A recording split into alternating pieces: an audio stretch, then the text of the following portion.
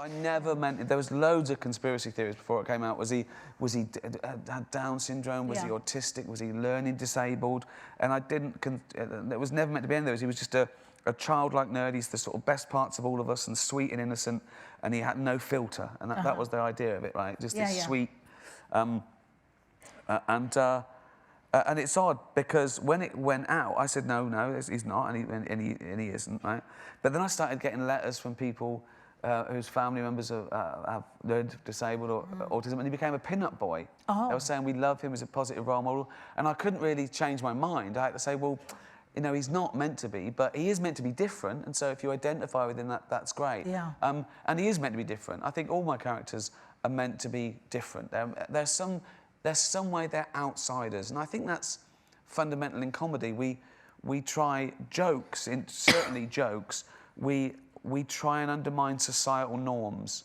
There's something odd about the joke. We flip it, and we look at life from a slightly different angle. Yes. And so it's all those things. But no, I've never considered him. I never wrote him to be.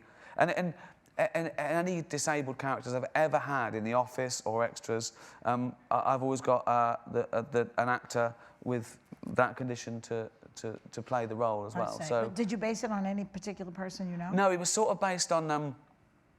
He's sort of us before the weight of the world crashes down on us.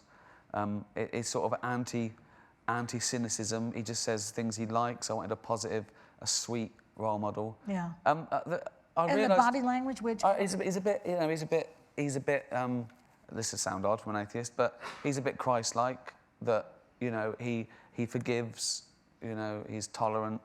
He's kind. He's brave. He stands up for the underdog. So that, and there's a little bit of E.T. in him, because I remember when I watched. I remember when I watched E.T. I thought, I'm never going to like that. He looks awful. He's weird. He's got a stupid voice. He flaps around. Yeah. And by the end of the film, you're crying thinking that's the sweetest being in the universe. Yeah, yeah. So I tried to do that a little bit as well. I didn't pitch it. That's the thing. I think if I'd have sent off the script of The Office, it would still be in a commissioner's drawer. You know, middle-aged man says something not very funny. No one laughs. He touches his tie and looks at the camera. It doesn't jump off the page. So everything I do is written to be performed. It doesn't work on the page. So how do you get it done? I did a demo of it. You did a demo? And even to this day, I still pilot something, you know, whether Yourself? I have to or not. I pilot it, because you never know. That's true. You never know, and you want to try something out, it doesn't work, and you... so, you know, I'm always trying to do something that's... You know, you don't have to do things that different for it to be very different, because everything's so the same. So you only have to tweak something, and it's like, we've never seen anything like that before, you know. And I think there's this... I think starting out, because...